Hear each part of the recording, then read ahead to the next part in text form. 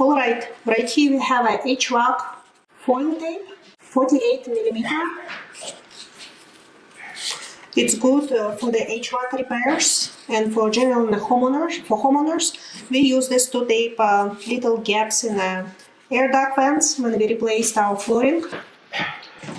And this is how we store it. Just put the blue tape so it doesn't get unraveled.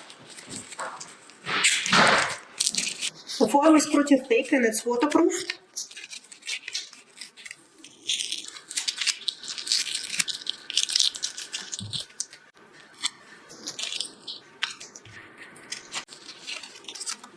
It has adhesive right here.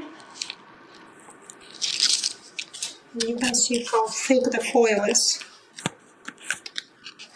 It's very sticky, so it sticks pretty good.